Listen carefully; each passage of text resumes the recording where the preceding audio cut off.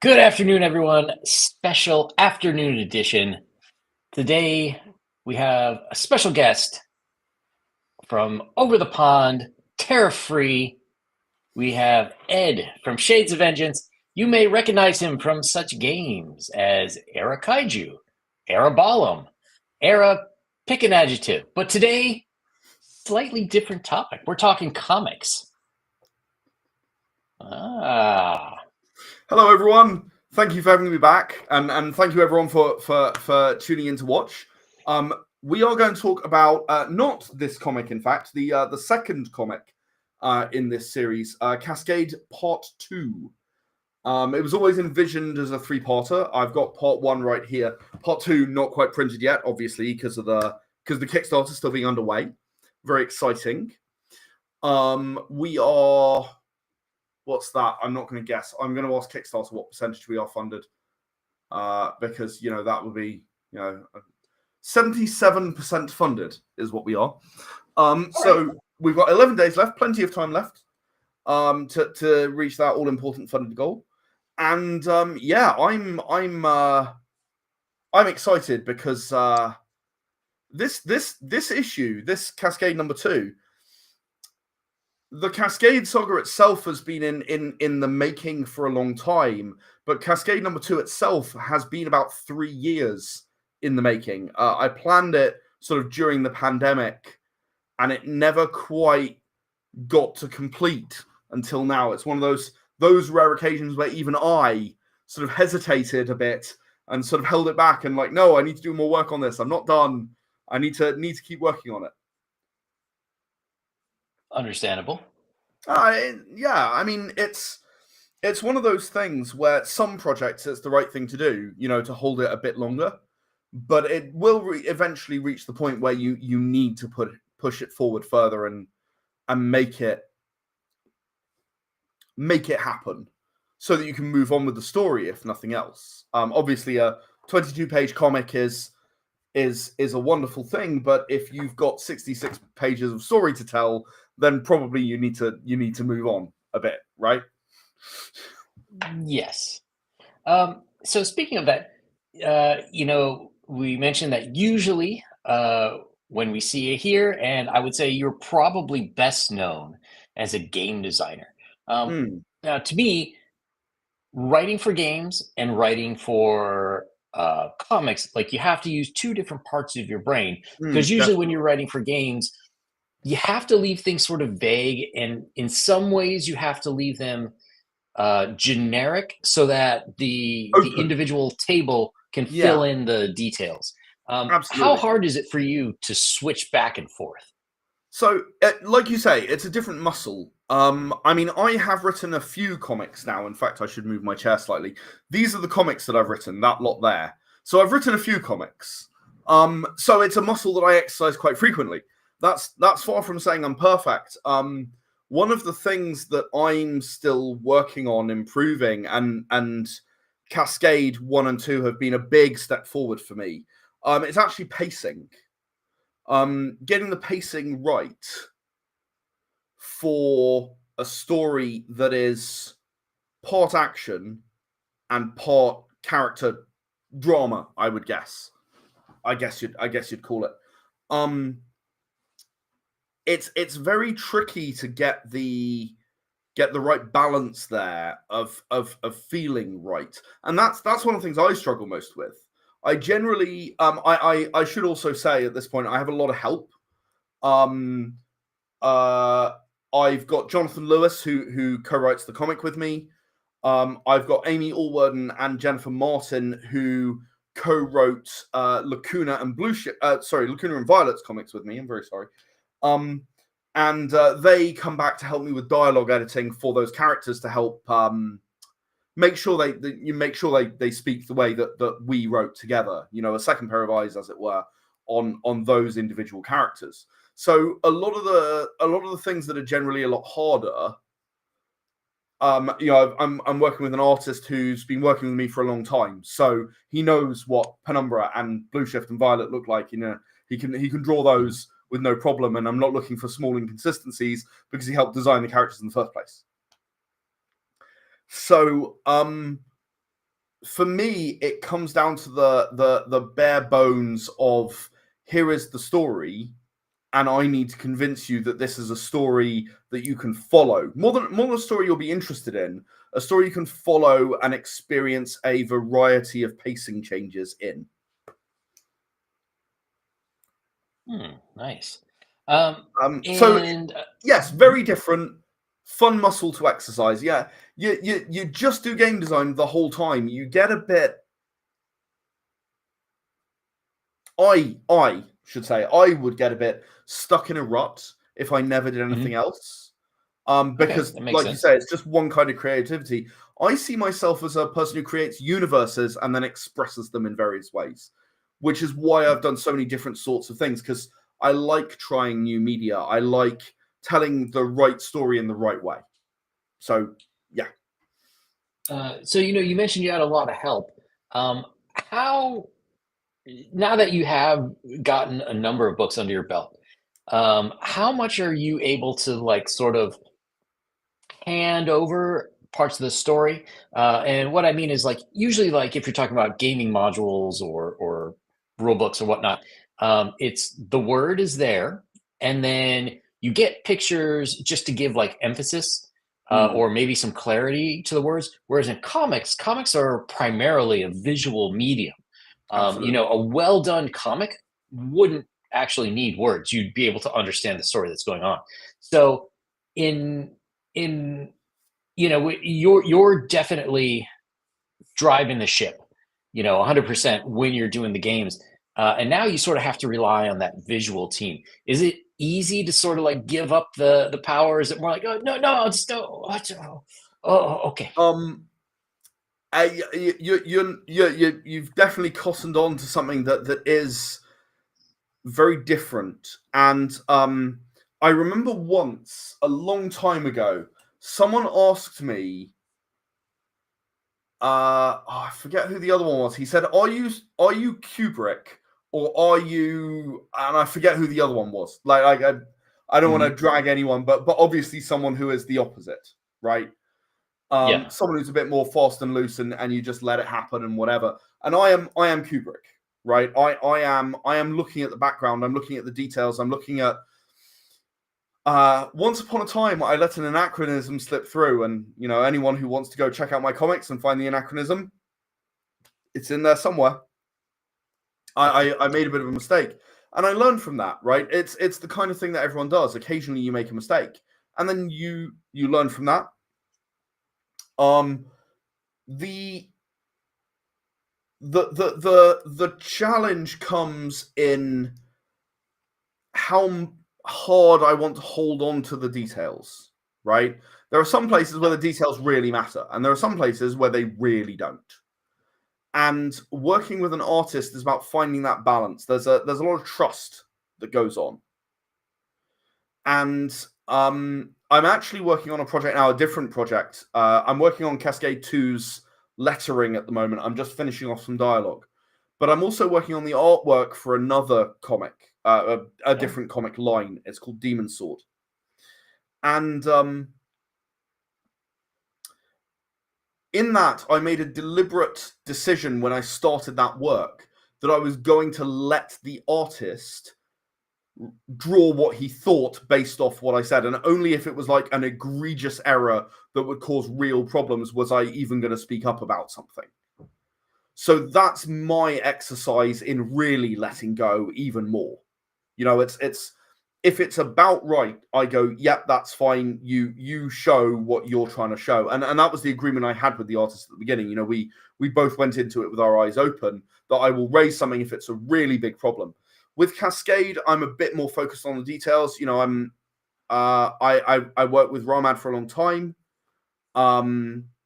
And I decided that the right thing to do was give an open ability to draw the scenes with, oh, I think you misunderstood me here. What I meant was this. Mhm. Oh, like I didn't explain it very well. Let me draw stickman. Let me, whatever it is that I need to do to get the point across. There was a whole big thing in Cascade number 3 with the word tendril. Hmm. So Penumbra, one of the characters, I've got her right here on the cover. She can create similar to Green Lantern, like create constructs, but out of shadows. So think sort of Green Lantern type thing. Hmm. Now I said she's connected by a tendril of shadow to a whole bunch of other things, and they got very confused, and we ended up with Doc Ock looking arms, and then we ended up with like Red Omega looking arms. The Yeah, metal yeah. tentacles from the 90s, the way he was drawn in the 90s. And it's like that's yeah. Okay, you put this through a translator or something because you didn't know what the word was, and that's totally fine. But that's not what I mean. What I mean is it's just like a little slip of shadow connecting her to this thing. So sometimes it can be really challenging. Like it can be a really interesting challenge to show or explain to an artist what it is you're trying to do without because I'm not a very good artist. I'm not great at drawing. I'm quite good at certain aspects of being an art director. I'm quite good at lighting. I'm quite good at where the lighting is wrong or overcomplicated Hmm. or shadow is wrong or whatever. I'm quite good at that. But that's a skill I've built up over many years. I haven't really picked up a pencil and drawn seriously in over 20 years. So, um, Yeah, I had a guy on one time. He's American, and his series takes place in like a dystopian future Atlanta. uh-huh. And the only thing is, his artist was from the Philippines. And that's when the guy realized that downtown Manila must look very different from downtown Atlanta. Oh, it really does. My wife is actually Filipina. As it happens, I've Uh-huh. never been to Manila, but I have been to several cities in the Philippines, and yes, it is strikingly different to an American city, indeed an Yeah, English city. It is strikingly different. yeah. So that's there's always an issue of Context. communication, Yeah, and it's even the sort of it's very easy to fall into the trap of believing that everyone has the same context as you. I remember yes. I was working with a young writer, like a young as in relatively inexperienced, um, on a particular comic called Drift, and he wrote a university, and I said, okay, you're American, and I understand that you understand what a university looks like. I went to this university. I went to a beautiful medieval town called Durham here in England. It is exactly what you are probably imagining right now. It's very Georgian or earlier. Hmm. You're looking at some very ornate buildings, and here is the building where I had my lectures. And that's not what you mean, and I know that's not what you mean, and I actually had to have a little bit of a push on this guy because he was like, "No, but it's obvious what I mean as a university." I'm like, "Your artist, Mm, the artist who does this, might not be from where I'm from, where you yeah. from. You don't know. They might be from the Philippines, as an example." And you need to give some kind of context and not make the assumption that everyone's life experience is identical, or it's not going to end up the way that you're trying to envision it. So yeah, absolutely. It's one of those things where it's very easy to fall into the trap of I know my context and everyone must know this. It's so obvious. Because that's something that we all kind of deep down assume, unless we Yeah. are thinking and we indeed learn to think. We assume that everyone else looks at the world the same way that we do. Because that's like our base assumption, because that's how we are. You've got to learn as a person as you grow as a person to think, no, you know what, it's actually a totally different point of view that other people have because of their own life experiences. And downtown Manila versus downtown Atlanta, yeah, you can't get a lot more different. Not similar. And that kind of brings me to another question. So, um, I personally would consider comics, especially like 22-page floppies, like it's basically a North American cultural invention. Not to say the UK didn't have comics, but when I think of comics from the UK, I think more like Judge Dredd and things like that, and not as much capes and cowls. So when you're writing, do you sort of think like, oh, okay, I have to make this, I have to sort of change it a little more to play with like the standard uh, like Marvel and DC tropes and like do something with that? Or do you try to put more in just from your local home experience in the UK? So that's a very interesting question, and the first part of my answer is going to be this. I'm going to reach down here and pick up this. This is the comic I grew up on, Hmm. which was English. A friend of mine bought this for me at a recent comic convention for this comic. But yes, Sonic the comic was what I grew up on, because I was a massive fan. What's not to like? Um, and that was the comic I grew up reading. Not Judge Dredd for obvious reasons, being a kid, you know. Yes. And obviously since I've read a lot more comics, but for me, I think that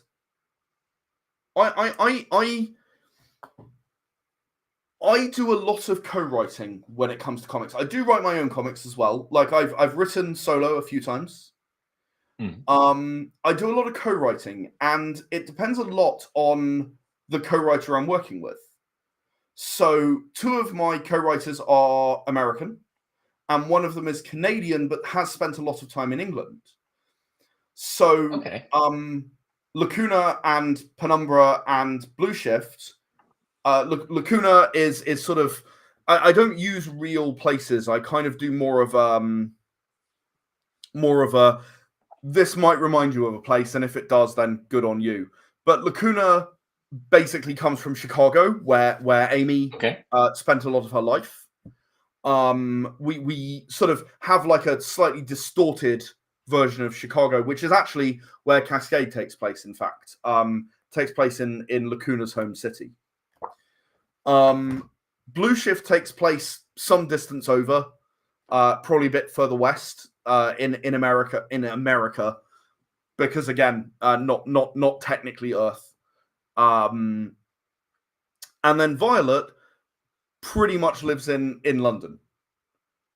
So we wrote an English superhero, in effect, someone who approaches it from that perspective. But at the end of the day, the important thing that I think that I deliver with comics is a story that speaks to people. Violet is the daughter of immigrants who are told every year your visa's never going to get renewed again, and then it's like they have the stress all around that time, and they don't know when they're going to get kicked out of the country. She was born here, so she's okay. Her parents, she doesn't know how long they'll get to stay, and every year it's your visa won't be renewed again. This is the last time. So that's a real thing that she has to live with, and her parents have to live with on a day-by-day basis. Hmm. Penumbra is a bit more like a Marvel superhero. Penumbra is a sort of a very larger than life character who we wanted a larger than life character, just someone who can waltz through life and everything goes the right way, so you don't need to worry about taking very much seriously. Lacuna, on the other hand, is an angry teenager, and who hasn't been an angry teenager at some point in their life and made the stupid decision because you're a teenager, so you must be right. That your parents are controlling you too much. You don't need your parents. You can just leave. It's sort of like it's one of those things that you can dig into. And one of the things I enjoy about these four characters in particular is each of them is an exaggerated version of one part of my personality. Blue Shift is my ADHD out of control. Just absolutely out of control. No filter between brain and mouth. Go, go, go, go, go. Talking all the time. Flipping between subjects. Something distracts her. She's doing it. She is moving twice as fast as anyone else around her, and they can't keep up. That's. I feel like that some days, right? Violet is someone who believes in doing the right thing, no matter what the personal sacrifice is. Yeah, I feel like that some days. Lacuna is an angry kid who is just angry, just very, very angry about everything all of the time. Yeah, you know what? I feel like that sometimes too. And being able to lean into these sort of different parts of the personality, it's very cathartic. And it results in, on some occasions, a very compelling story. And it gives me the opportunity to write about things that a lot of people don't want to include in comics. Violet #2 was really a comic about perhaps a more realistic take on Spider-Man's life, in that Spider-Man is almost defeated by a supervillain, but he bounces back, and the next issue he's fine, he's fighting another supervillain, you know, it's sort of the cycle continues. With Violet, she is almost defeated by a supervillain in her first comic. In #2, she has some serious, like, she needs some therapy, right? And she's not gone and got it. And the opportunity to do something like what I did at the beginning of Violet 2 versus Violet 1, where she introduces herself with almost the same words, but it's totally different as a result of what happened last issue. Right? It's like, I'm okay, I guess, because I always read that if you think you're going crazy, you're probably fine. You know, it's sort of I've had a lot of people read that comic and find it quite moving, which, you know, is the best feedback I could be given in my opinion. Definitely. Cascade is a story about those enormous mistakes that you make. Everyone makes mistakes. Huge mistakes sometimes. And Cascade is quite literally the mistake personified. Penumbra made a mistake. She did a silly thing that she shouldn't have done. And as a result of that, a friend got hurt. And then everything she tried to do to make it better makes it worse. And after a while, she realizes she needs some help, so she goes to get some help. But Cascade #1 was really about understanding the problem. Cascade #2 is about something that I run into every day of my life. So in my day job, I am a professional project manager. And part of my job is to make sure that teams work well together. You know, it's a huge part of what I have to do, making sure that each individual can work with the other individuals they need to work with to deliver an overall thing. And that's given me quite a lot of unique insight, or shall we say experience, maybe not so unique, experience around the story of Cascade #2, because Cascade #2 is the story of a dysfunctional team. There's no leader, right? Penumbra kind of feels like she should be the leader because she brought them together and sort of seems like she's on top of everything. But in reality, she's a terrible leader. She's no good at it whatsoever and has no interest in leading because she can do everything better than everyone else anyway. Like, if she has a task to do, she will do it better than anyone else in the team anyway, in her opinion. So what's even the point in asking for help? Makes sense. Violet is trying to just use brute force. Violet is in the software delivery world. Violet is the best developer you've ever run into. She can brute force any problem and get it sorted out for you. But in this case, brute forcing the problem only makes it worse.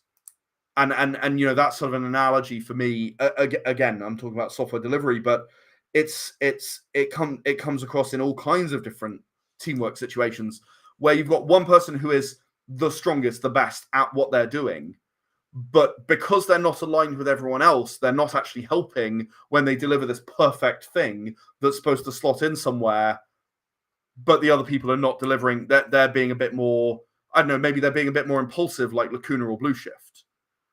And as a result, I got to bring what a team can be like to life on a comic page in an entertaining and fun story, but something that I think that most people who have worked with other people, pretty much anyone who's ever had a job, is going to understand this comic and appreciate the story and its realism regarding trying to bring people together when you don't know how. Whether you're the one who's had to do it, whether you've watched a manager try to do it, whether you're the person who is, and some people are the person who is confident that you could do it better, but you don't have time to do absolutely everything, so you need help.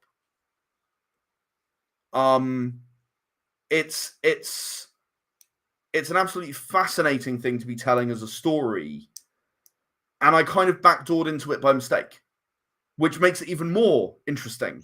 Like, it wasn't planned that I was going to do this story about about a dysfunctional team. When we first talked about Cascade, we talked about it in very broad terms. This page you've got up now, this is Penumbra's friend who touched this object and turned into a cyborg. And then if you actually scroll on another couple of pages, Penumbra tries to stop it, and it goes quite badly wrong, so she drops a building on her, only to find that Cascade turns energy into matter with a decent multiplier.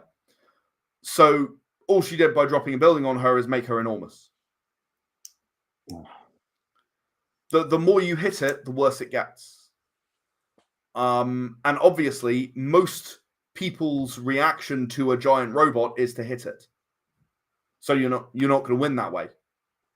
In fact, Penumbra, sort of the earliest indication of Penumbra not really taking the rest of her teammates seriously is when Violet turns up and just punches it really hard. Because Violet is she can fly and she's got super strength. So yeah, she can punch it really hard. But all it does is make it grow bigger. It's not helpful. And Penumbra, who has made this mistake at the beginning of the comic, berates Violet for doing something so stupid. It's like it's sort of, as I said, it's the seeds of that bad teamwork, that bad leadership. And the thing is, I'm going to give an exclusive for anyone watching here. I don't intend this story to end with them being a good team. That's not the intention. They don't magically sort out all the problems and suddenly become a good team. That's a thing that takes a long period of time of working together and everyone working towards trying to be a team. Penumbra, Lacuna, Blue Shift, Violet, they have no interest in being a team. They are solo heroes who are thrown together. This is I have a lot of, again, from my own experience, I have a lot of problems with the way a lot of people write teams coming together. You have The Avengers is a good example, the Avengers movie. Now, I love that movie. I really do. I adore that movie. It's a great movie. But everyone suddenly backs down and listens to Captain America. And I understand that's Captain America's real superpower. But, like, it doesn't... It was a cheat, almost. Like, just everyone's going to listen to Captain America because it's Captain America. By the time Age of Ultron came along, I was like, right, but these guys have been working together for a long time now, and they've learned to work together. That's fine. I don't mind that.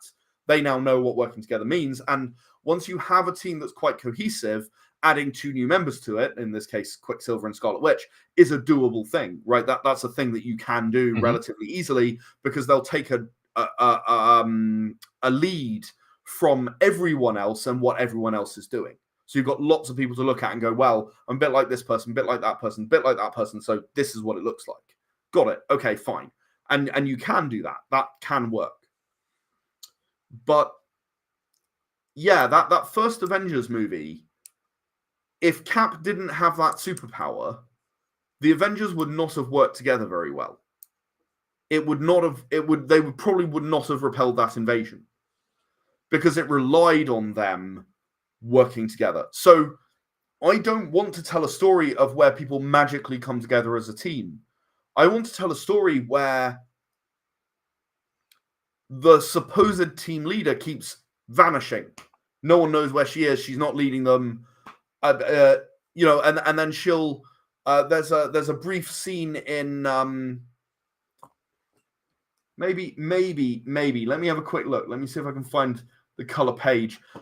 She basically, they set up a plan and then she just improvises completely to the surprise of everyone else involved. I think I've got a colored image. No, I've got a penciled image. I'm very sorry, but that's okay. I think I've got it here. All right. Let me find that. There it is. Yeah. I think I can share screen. Yes, I've got it here. Let's have a look. See if that works. I've got where is it? That one there. There we go. Okay. There we go. So these two panels here, Lacuna there is can I mouse over it? Does it show? Yeah. Lacuna there is opening a portal. That's his thing. He can make portals.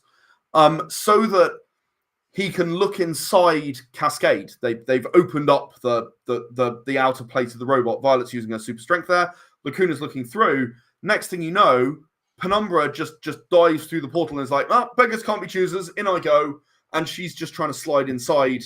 And she's then going to go and solve the issue herself, she reckons.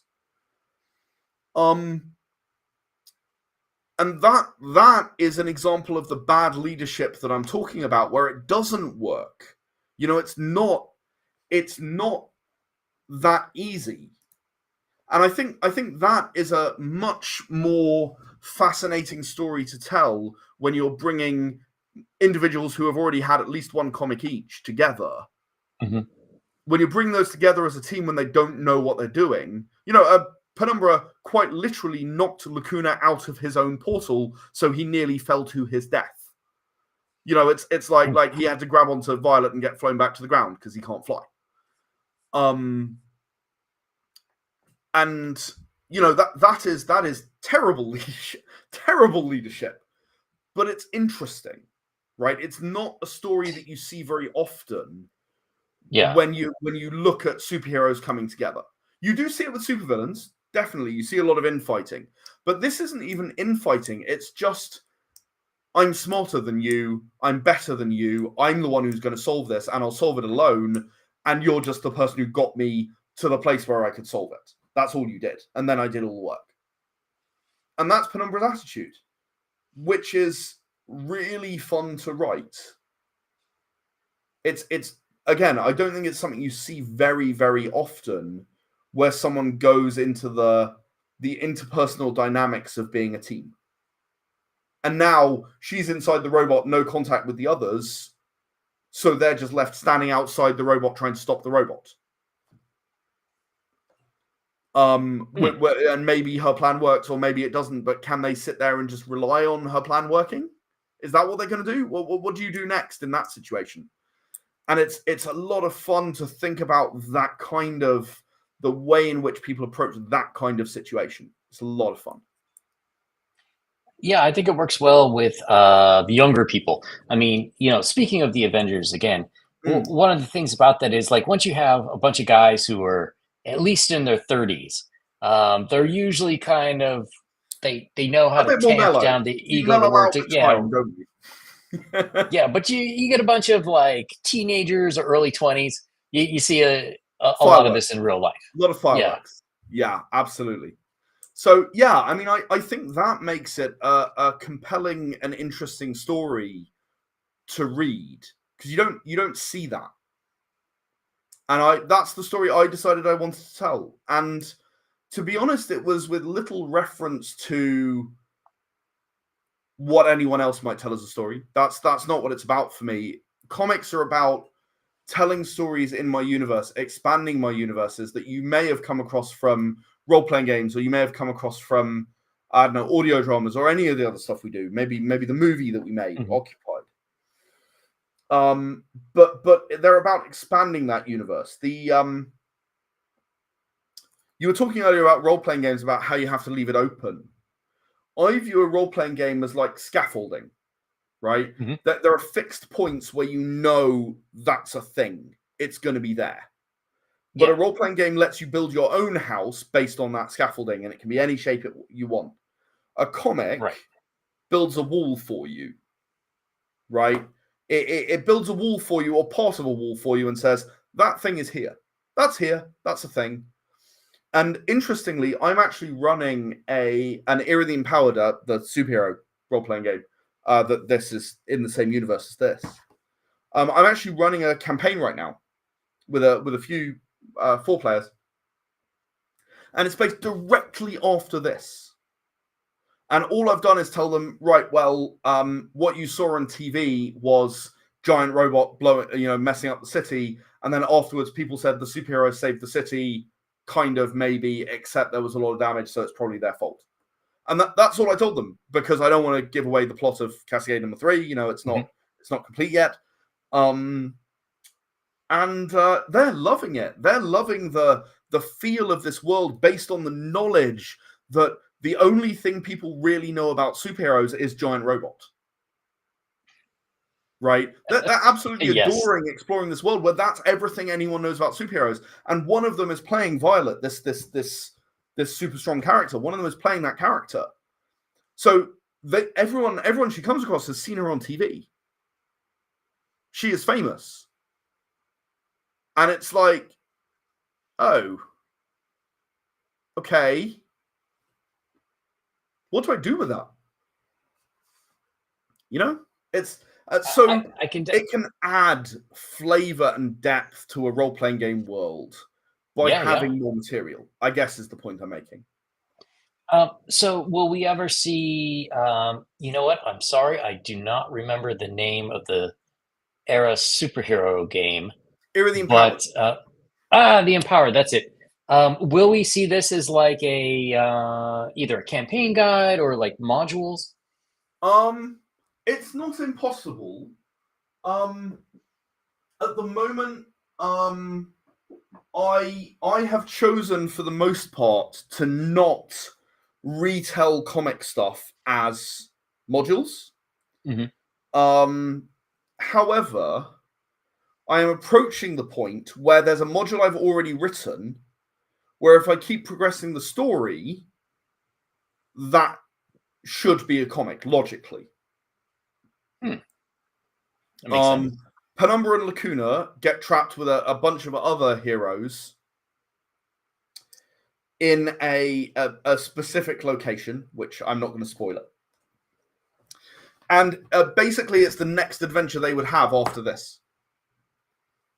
So if I was going to write another Lacuna comic after this, it is very, very likely that it would be that, which I've already written as a module in the role playing game. So it'd be the other way around, almost. Based on the fiction in the role playing game and the module from the role playing game that actually brought that specific adventure to life. So the other way. That said, I wouldn't rule it out. Cascade is an interesting villain to deal with. The problem is that the Cascade story would encourage a group to not work together, and I would feel a bit bad putting a GM through that by deliberately making a campaign where people working together was a hard thing to. Players are already enough of a menace to each other as it is anyway. He says with my latest fantasy session, having ended with one player killing all of the other players except the paladin, who then brought everyone back to life. It was Nice. like, I'm going to do a whirlwind attack. Are you sure? Yes, I'm going to hit everything in the area. Are you really, really sure about this? Ay, ay, ay. So you had sent me the link and to Cascade 1, and when I opened it, there was video from I believe you said it was your movie. Yeah. Are you ever thinking of making episodes of this stuff, of the comics? So movies are unfortunately very, very, very, very, Mm. very expensive. This took all of my resources. I'm not going to throw any numbers out, but this movie occupied. It is 18 minutes long, and it took all of my resources to actually make it happen. And it was an amazing experience. It was amazing, brilliant, fun thing to do. Daisy and Mark were fantastic. They're the primary two characters. One of them is Drift, who I've mentioned earlier, and the other one is called Snake. And they were both fantastic. It was so much fun to work with them, work with the production team, and the post production team. I learned so much about making a movie you wouldn't believe. And it took all of the resources I had and slowed down production of everything else for a year and a half while I built up again afterwards. I don't regret it at all, but it's a huge investment of time and of money to make a movie or indeed episodes. I explored some animation at one point. I even did a 5-minute sort of proof of concept, but unfortunately the animator didn't quite finish it. Like, it's about 2/3 done and 2/3 sketches. Sorry, 1/3 sketches. I'm very sorry. It never got entirely finished, which is a real shame. But again, it was incredibly expensive. So I am anti AI. I am very anti AI. Yeah. In creativity, you know, I don't feel like I should be denying someone a job by using AI because I can't afford it. I need to work out the business side of doing something like that better. Would I do it? Yeah, absolutely. I wrote a script. I wrote a 1-hour script for the animation, Oh 5 minutes wow. of which got put together. I wrote the movie. I've actually written another movie for my sci-fi universe, Era the Consortium.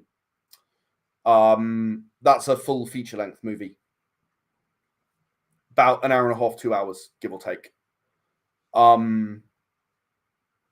I would love to make that. Getting the resources together is going to be the challenge. I've far from given Yeah. up. I've far from given up. There's a guy who makes a series called Heroinberg. Mm-hmm. He lives in Pittsburgh, Pennsylvania. So it's not like, he's in New York or LA. And so he has a comic, Heroinberg, and then he makes like a weekly show from it.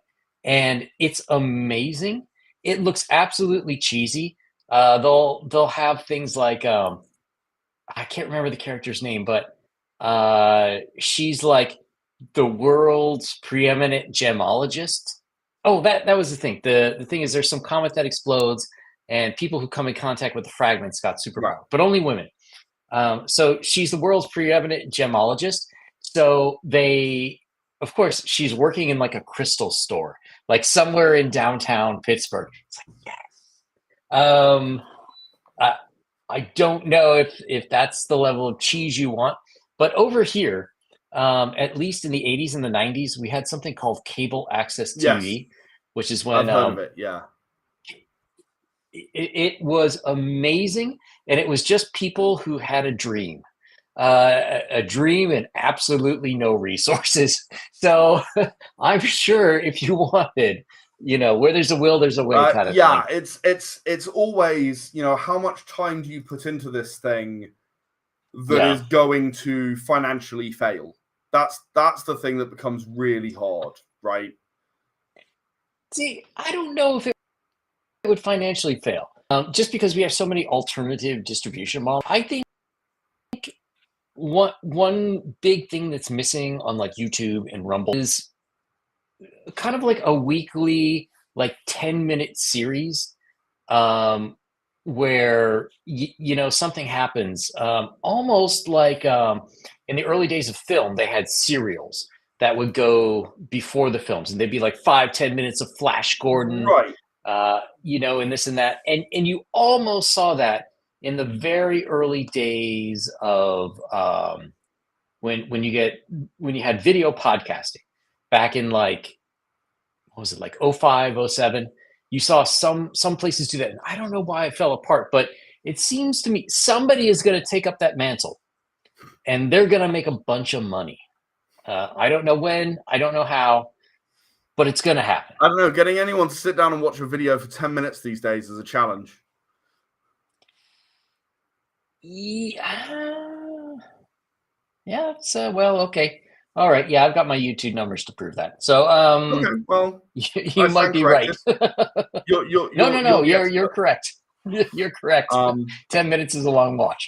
Well, I mean, I don't I know. don't think so personally, but I'm very old fashioned, to be honest. I learned that more and more as I meet more and more people. I am very old fashioned. So, getting back to Cascade for a second. So you've got the Kickstarter up, Yep. and like you said, it's currently 70 some percent fulfilled. Mm-hmm. So with uh, or okay, so uh, you have a digital Yep. download. Yep. And then you have the physical. If somebody were to back the physical, when do you think they would get it? So Rough I'm just estimate. finishing off some lettering tweaks now. I don't reckon it could possibly take more than a month from now to have it printed in my hands. So Nice. you know, I really don't think it'll be very long to wait at all. I think I've put August here because I really like to be really, really, really like pessimistic. And it's not even an unreasonable length of time, in my opinion. If I was to say August, I don't think I would be shouted down as unreasonable. And I'm pretty confident that it will probably be May. Oh, nice. I see no reason why it should take longer. And another question I had. So, I sort of joked about it at the very beginning. There is a lot of political whatnots going on with increased tariffs and whatever. Do you see that as a potential snag or something that could cause a potential delay when you're shipping? Or at least to here in the U.S. I don't know what the rest Yeah, of the world's going to do. I mean, most of the rest of the world, it's not too much of a problem at the moment. Into the US, yeah, it can be. I have taken the decision to, take the tariffs on the chin. I've not increased my prices. We'll see how it goes. That's where I'm at. Okay. Well, hopefully it won't be too much of a thing. Well, thank you very much, BGC. That's very generous of you to say so.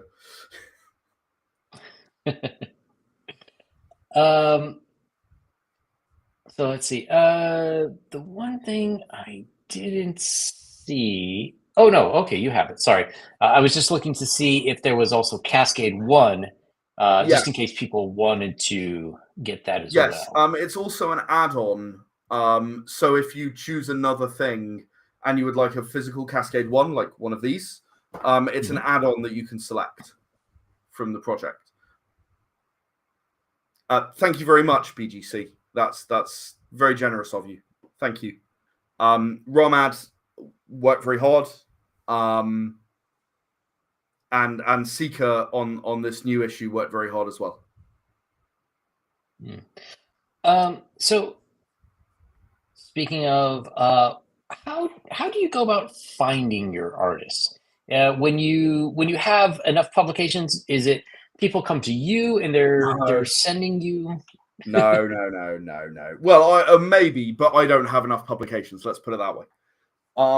No, I found Romad who did the first Cascade issue.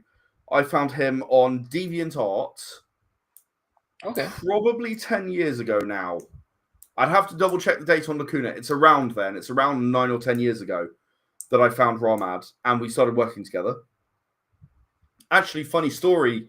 I was let down by the original artist that I hired for the first Lacuna comic, my first superhero comic. I was let down by that artist. He did 5 pages and then vanished into the ether and never came back. Well, until he came back and then did 4 more pages and vanished into the ether again, which, you know, I should have known better. Fool me twice, you know. Ramad came along and picked up the pieces on Lacuna. And then he did Blue Shift, he did Violet, he did Violet number 2, he did Blue Shift number 2, he did Vigilance and Cascade number 1. So I've worked with Ramad on quite a lot of comics. And yeah, I found him on DeviantArt. He was someone who wanted to do comics, who wanted some experience under his belt working with a publisher, and I wanted an artist, and there we go. That was a match made in heaven. Along with a little bit of money. Yes, please pay your artists, folks. If you're going to hire someone, hire them. Don't expect them to work for free. Yeah, definitely. It's a real delicate balance, I find. You know, there are a lot of artists who are goofballs and will, for whatever reason, disappear, especially if you paid them in advance. But also, even if you don't pay them in advance, a lot of times they'll just disappear. Yeah, for reasons. It does happen. It does happen. There's nothing you can do about it. You just have to take a risk. And if you look at someone and you like their art, and the reason that I worked with Rhodey again, the gentleman who disappeared the first time, is I love his art. Right, there is nothing wrong with his art at all. He's just, and he came back and he said, you know what, I'm sorry I abandoned you all those years ago. I really want another chance. Can I have another chance? And I'm a sucker for another chance. That's just the way I am.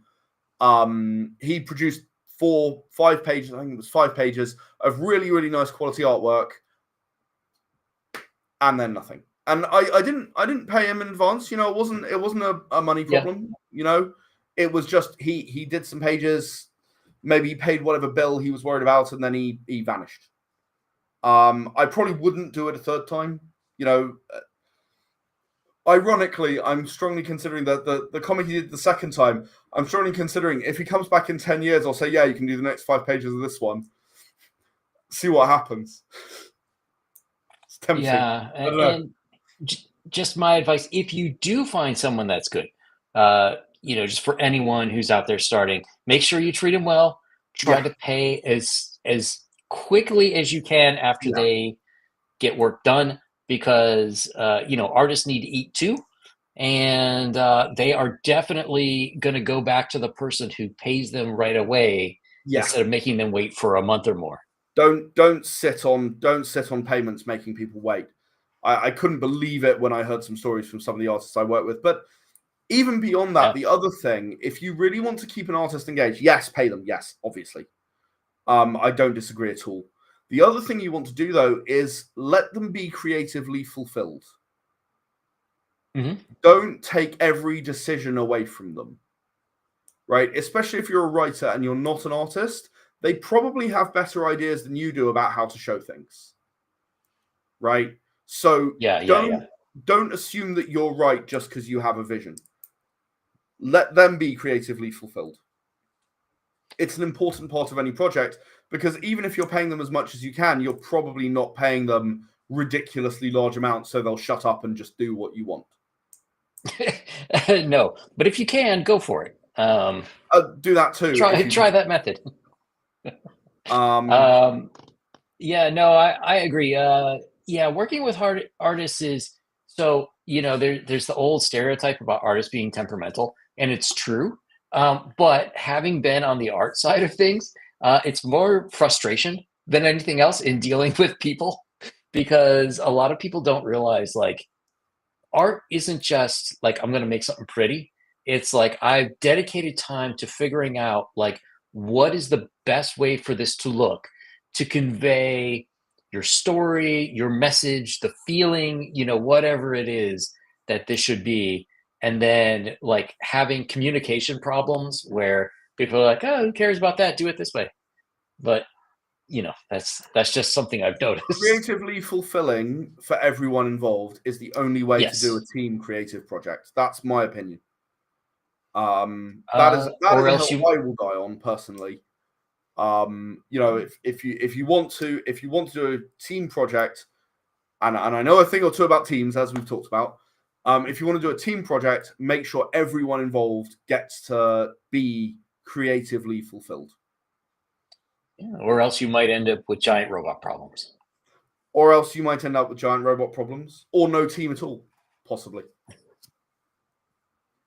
That's very true. So you're you are very prolific when it comes to putting out the games. Like I swear, like every 6 weeks or so, you're sending me an email like, "Hey, I'm coming out with this new game." Um, how long does it usually take you for a comic? Like once a year or maybe two a year?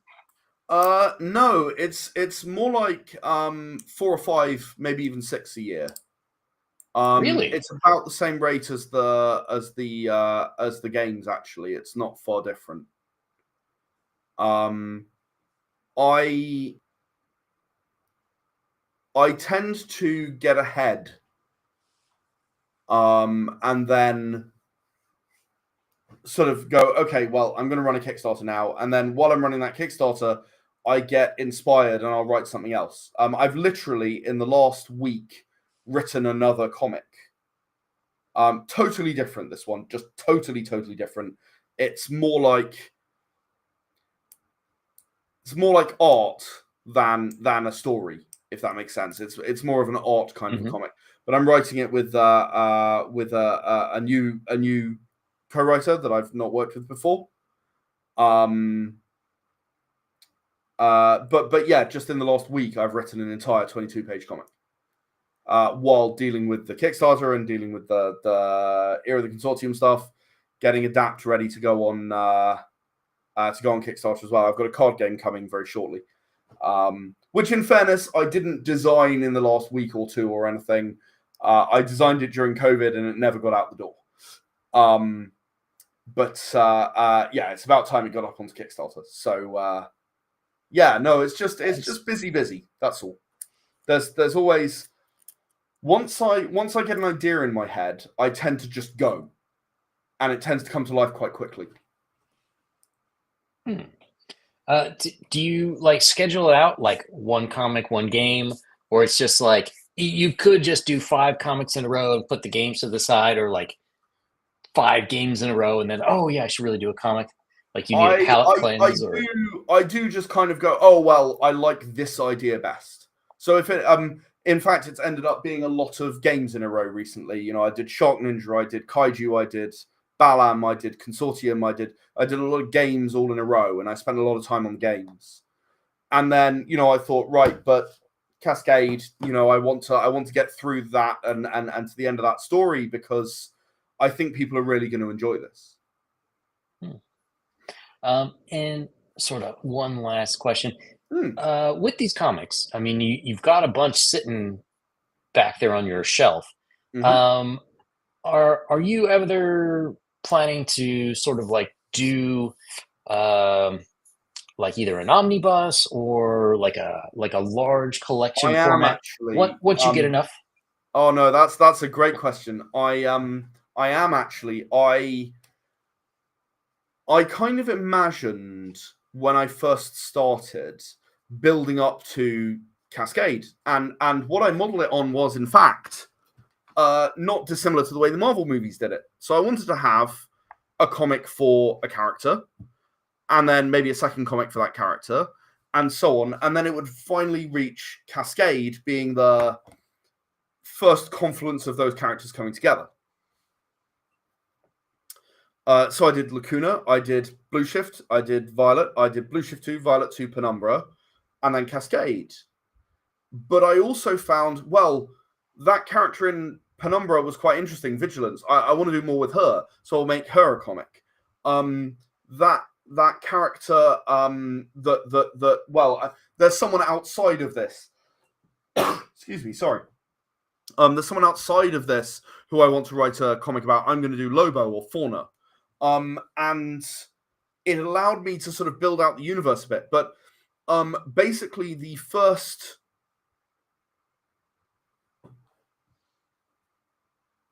Counting in my head. Hang on. You can see the gears turning. I know. Not exactly just the first, but the superhero comics. It would be 3, 6, 9, 12, 15 superhero comics that make up to and including Cascade. That I would then put together in a book, and I worked it out as looking not massively dissimilar to this when you get that far. So that's some chunky. So yes, my plan is to have a phase 1 book. Impala Comics phase 1 book that would include all of the comics to date once I get to Cascade number 3, and then onward. It's like a line. Right, you have a line drawn there. You're like, right, that's phase 1, coming on to phase 2